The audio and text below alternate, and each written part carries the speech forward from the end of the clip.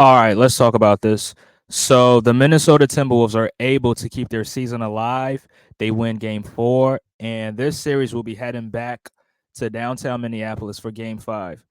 We're going to talk about this. But before we get into this video, please make sure you hit the like button, hit the notification bell, and also don't forget to subscribe to the channel. It's DFJ Hoops. Let's get right into this. So Minnesota responded, season on the line, down 3-0. Anthony Edwards said he has never been swept. He never wants to get swept. So he showed up in this game right here. So shout out to Anthony Edwards, shout out to the Minnesota Timberwolves, and shout out to the coaching staff. But I want to give a huge props to Kyle Anderson, who didn't really score a lot of points in this game, but he did a lot of things that doesn't show up in the box score, doesn't show up on the stat sheet. But if you really think that he wasn't really impactful in this game, you definitely didn't watch this game because his defense on Luka down the stretch was so incredible. He was sending some screens for Karl Anthony Towns, some cross screens, some down screens, some flare screens for Karl Anthony Towns to flash in the corner for threes, and it really helped the Minnesota Timberwolves very very much. So shout out to him. But let's get into this game right here and talk about what happened in this game. So the Minnesota Timberwolves won by 5 points, 105 to 100, which Dallas really struggled in this game if you really think about it. Even though Luka Doncic gave you a triple double, he had 28 points, 15 rebounds, and 10 assists.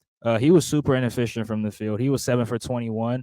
That's 33%, and that's not going to cut it, especially in a closeout game. If you're that inefficient from the field, that's not going to work. And in addition to that, Kyrie Irving was also inefficient. He was 6 for 18, the same 33%. That's not going to cut it. And PJ Washington struggled mightily in this game. He was 3 for 13 from the field. Now, PJ Washington has been huge for the Dallas Mavericks, especially shooting those threes in the weak side corner. I mean, Luka's always able to find him in the weak side corner, and he's always making teams pay for not covering him. But in this game right here, his shots wasn't really falling. He did play some good defense. It wasn't that great, but it was good to a certain degree. He was 2 for 9 from the three. That's not gonna work in a closeout game. So the first three options for Dallas struggled in this game, and it's gonna be very very tough if your first, second, and third options all struggle in the same game. It's just not going to work out. Now, they did get some production off the bench. Jaden Hardy, shout out to him. He came off the bench and he was going on a run by himself. Had a couple takes to the basket. He'll finishing through contact, hitting some threes, going back and forth with Anthony Edwards. So he was doing his thing, but it was just too little, and Dallas really needed their best players to step up, but they couldn't step up, and they ended up losing this game. Now, Maxi Kleber returned. I think this was his first game since the first round. I think he got hurt against the Los Angeles Clippers in the first round. I think he had a shoulder injury or something like that, but he returned tonight. Didn't really play a lot of minutes, 13 minutes. He only gave you 2 points. He didn't really get you a lot of threes. He didn't really shoot a lot of threes because he just came from injury. And Derek Lively was out. Hopefully he's good for the very near future because if the Dallas Mavericks win, they get to go to the NBA Finals. So hopefully it's not anything serious. But speaking of this game, in the first quarter, Minnesota made an adjustment, and we have to give them a lot. We have to give them a lot of praise. Now, the adjustment they made this defensive switch where they put Anthony Edwards on Luka Doncic and they put Jaden McDaniels on Kyrie Irving. Now, I think the reasoning behind that is that um, Minnesota really wanted to use Jaden McDaniels' length and athleticism to bother Kyrie Irving, and putting Jaden on Luka Doncic has not really been successful because Luka's able to bump him off his spot. He's able to push him around, get to any spot on the floor, and Jaden McDaniels is not able to do anything. Yes, he's athletic. Yeah, he can bother him, but Jaden is so skinny, and Luka's very very strong, and as a result, Luka's able to have his way with him, pause if necessary. What I mean is he's able to push him around and get to any spot that he wants on the floor. But making this adjustment, you could tell that it really bothered Kyrie Irving. Kyrie was not, he didn't really have his most efficient efficient game. Like I said, he was 6 for 18 from the field, and that's not going to work. And Luka was also not so efficient from the field. Now, Anthony Edwards did not guard him the entirety of the game. Now they did make the switch in that second half where they had Kyle Anderson on Luka Doncic. I think they really wanted to preserve Anthony Edwards because he's the closer on the team.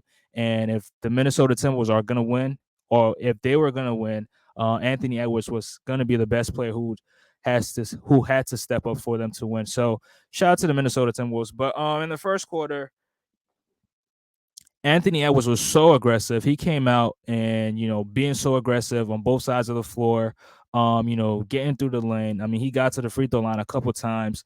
He was making plays out of the post.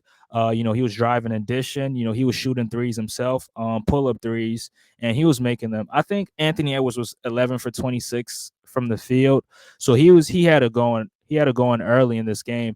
And Mike Conley, shout out to Mike Conley, the leader on this team, the point guard on this team. He was also using his quickness. He was using his first step to get to the basket and avoid getting the shots blocked.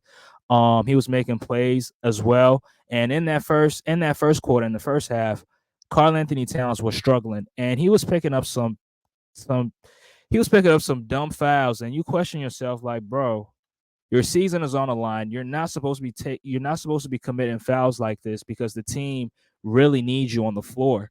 But nonetheless, there was a play. He drove down the lane. The Maxi Cleaver just drew a charge, and it was like Karl Anthony Towns got there, and it was like he didn't know what else to do because he saw the guy there and had literally no answer, had no euro step, no move to kind of like work around him and finish at the rim. But Karl Anthony Towns did step up in this game. You have to give him his props, especially in that second half. Even though he was in foul trouble, he ended up fouling out in this game, but he did step up in that second half, which we're gonna get to. But in the first half of the Minnesota Timberwolves, it was all Anthony Edwards and Mike Conley. They were scoring all the points. Rudy Gobert did his thing. Rudy finished with 13 points and 10 rebounds. Me personally, I think he was solid. Anthony Edwards was finding him some mismatches down low in the post.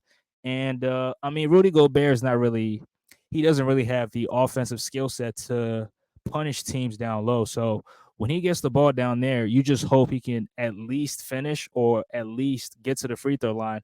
And when he gets to the free throw line, you just hope that he makes at least one free throw because Rudy is not the type of player that's going to punish you down low. Now, he did attempt 9 free throws in this game right here. He made 5 of them, 55% from the free throw line, which it is terrible, but for Rudy standards, I think you'll definitely take that because he's not really an offensive player. So anything he can give you production wise, you would just take it. But shout out to Rudy Gobert, 13 points, 10 rebounds. He did his thing. Jaden McDaniels also did his thing. He had a couple big threes in this game, had a couple takes to the rim, finishing through contact. Could have got an and one, but he doesn't really have the benefit of the whistle. So he wasn't getting those calls. Those are superstar type calls that only Anthony Edwards and Karl Anthony Towns get. So, but Dallas, they did, like I said, they did have some production off the bench. Jaden Hardy came off the bench making threes, finishing through contact.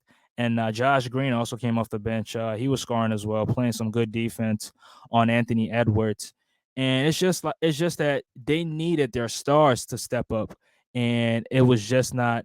It probably wasn't their night because if it was their night, they probably would have made a lot of shots than they did. Luka Doncic being Luka, taking some dumb shots, taking ill-advised shots early in the shot clock, which it really hurt the team because Minnesota just grabbed the rebound and they get an early offense and they make the Dallas Mavericks pay every single time. Now, one observation that I had in this game was when Luka was on the bench, that's when Dallas was starting to go on their run. Like for example, with about 3 minutes left in that first quarter, he goes to the bench, and then Dallas goes on an 8-2 run. They start the second quarter, right? And Luka's on the bench, and Kyrie Irving is he's the number one option. He's the ball handler, and Dallas goes on a 9-0 run with Luka Doncic on the bench. So that really showed me that this team kind of like plays freely without Luka to a certain degree, and sometimes when Luka's in the game, when they get the rebound, instead of pushing it so they can score quickly in transition, you'll see him try to hold on to the ball, and it's like he wants to be the hero. He wants to be the hero, and it's like, bro, there's no time for that. You had your moments in this series. You hit the game winner in game two. So let other guys shine. Let Jaden Hardy shine. Let Kyrie Irving shine. Let him run the offense sometimes. Let him take a lot of shots. Let him run the offense. Let him make plays. Now, I'm not saying Kyrie doesn't make plays. He does make plays, but sometimes you need him to make more plays, and it's just that he's not getting the opportunity to do it because Luka is just so ball dominant. Now, it's not his fault, but I just think that sometimes he should get off the ball and let his teammates cook. That's how I feel about it. But like I said, in that second quarter, um, Mike Conley starting to cook. And Mike Conley has this unstoppable floater when he goes down the lane. I mean, yeah, he's a lefty. When he shoots that left-handed floater, I just feel like it's going in no matter what. And I'm really confident when he releases it because it always looks good. He misses sometimes, but for the most part, it always seems to go in. But shout out to Mike Conley. He stepped up huge for this Minnesota Timberwolves team. They needed every single bit of his production to win this game here. And heading into the third quarter, Luka Doncic and Daniel Gafford's two-man game was just unstoppable to start that third. I think Daniel Gafford scored like 6 straight points off of pick and rolls. He'll set a screen for Luka, and roll, and Luka would just throw the lob. And Luka's such a great passer. Luka's one of the best passers in the game. You could probably say he's one of the best passers of all time, but I'm not trying to. I don't want to make a lot of people mad, but he's one of the best passers. Some of the passes that he makes, the delivery, the execution is just so great. And hit that two-man game was just unstoppable before they made an adjustment and they had Luka in check. And that's when they had Kyle Anderson pick up Luka, and Kyle Anderson did a solid job on him defensively. He was making it difficult for him, even though Kyle Anderson is not athletic. He's not as fast, but he's 6'9", and he's able to use his length to bother Luka to a certain degree and make it difficult for him, make him second guess on his passes. Luka had difficulties trying to make certain reads at certain times. He had some turnovers, which were dumb turnovers because Kyle Anderson was playing some good. Now I'm not saying it was lockdown defense, but it was good enough defense to kind of like get him off rhythm a little bit. And that's when Karl Anthony Towns started to cook in that third quarter. I think he had like two back-to-back 3-point shots. He had a take to the basket, got fouled, got the and one, but he was still committing dumb fouls. And by the third quarter, he picked up like 5 fouls. And Chris Finch had no choice but to bench him. And then he goes into the fourth, and he continues to make threes, make plays. He had a play with Rudy Gobert, big man connecting. He drove down the lane and gave a wraparound pass to Rudy Gobert, and Rudy Gobert finished. But the fouling, him not being able to not foul, really hurt them. But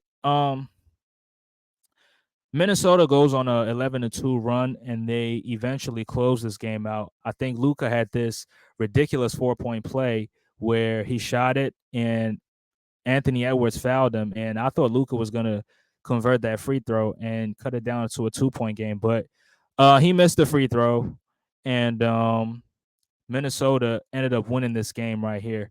Now, if you're Minnesota, you just hope that you can win game 5 and then come back to Dallas and possibly win game 6 and then head back home for a game 7. But if you're Dallas on the other hand, you want to get this series over with as soon as possible because the Boston Celtics are waiting for their opponent. Their series is over and done with, so they're resting, and the NBA Finals starts on June 6th. So if you're Dallas, you really want to get this series over with as soon as possible, and you want to get as much resting time as possible. And hopefully you can hope that Derek Lively could be ready to go for the finals because his injury, me personally, I don't think it's a huge injury, but you want to give him as much resting time as possible. And you want to give Luka as much resting time as possible because he's playing on an injured knee. So you want him to rest that knee up, heal that knee up, get it right before the NBA Finals. And so playing extra games is just not going to do very good for the Dallas Mavericks. And these are my thoughts. Me personally, I think Dallas is going to close them out in Game 5, and that's what I'm sticking with. I already had the Dallas Mavericks in the series, but I think they close them out in Game 5. And these are my thoughts on the game. Whatever you guys think, leave any thoughts, leave any comments right down below. Again, if you enjoyed this video, please make sure you hit the like button, hit the notification bell, and don't forget to subscribe to the channel. It's DFJ Hoops. Until next time, peace.